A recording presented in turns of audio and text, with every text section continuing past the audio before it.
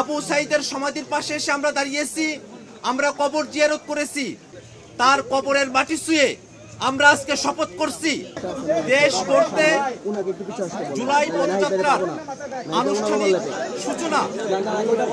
জুলাইয়ের প্রথম শহীদ বীর যোদ্ধা শহীদ আবু সাইদের কবর জিয়ারতের মধ্য দিয়ে রংপুরের বীরগঞ্জ হতে আমরা শুরু করছি।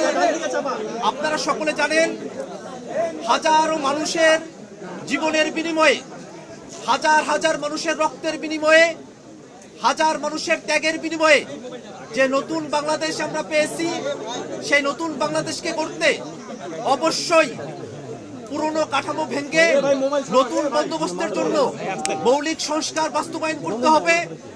যারা গণহত্যা সংঘটিত করেছে, বাংলাদেশের উপরে মানবতা বিরোধী অপরাধ চাপিয়ে দিয়েছে, তাদেরকে বিচারের আওতায় নিয়ে আসতে হবে। একই সাথে বাংলাদেশে পুরনো যে সংবিধান, এই মুজিববাদী সংবিধান ফেলে দিয়ে নতুন এক সংবিধান প্রণয়ন করতে গণপরিষদ নির্বাচনের আয়োজন করতে হবে। এই সব কিছুর মধ্য দিয়ে এক নতুন বাংলাদেশ পুনর্গঠিত হবে। নতুন সেই বাংলাদেশ করতে সারা দেশব্যাপী গোটা জুলাই মাস সহ আমরা জাতীয় নাগরিক পার্টি এনসিপির পক্ষ থেকে জুলাই পদযাত্রা শুরু করেছি।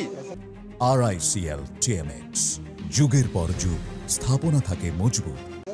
আপনারা সকলে জানেন, শহীদ আবু সাইদ গত বছর 16 জুলাই রংপুরে বেগম রোকেয়া বিশ্ববিদ্যালয়ের সামনে রাস্তায় নিরস্ত্র একজন ছাত্র যৌক্তিক দাবিতে যখন তার কণ্ঠ উঁচু করেছিল, সেই সময়কার স্বৈরাচারী ফ্যাসিবাদী আওয়ামী পাল্টা পুলিশের নির্দেশে তাদের গুলিতে আবু সাইদকে শহীদ হতে হয়। আবু সাইদের সমাধির পাশে এসে আমরা দাঁড়িয়েছি, আমরা কবর জিয়ারত করেছি। আবু সাইদের সমাধি এমন এক জায়গা যেখান থেকে আমরা বাংলাদেশ গঠন করবার শক্তি পাই। আবু সাইদের কবর এমন এক জায়গা যেখানে আমাদের শোকের সমাপ্তি ঘটে। আবু সাইদের কবর এমন এক জায়গা যেখানে আমরা দ্রোহের শক্তি পাই। আবু সাইদের কবর এমন এক জায়গা যেখান থেকে গোটা বাংলাদেশকে আমরা বিনির্মাণ করার সুযোগ পাই, শক্তি পাই। সে আবু সাইদের কবরের পাশে এসে আমরা দাঁড়িয়েছি।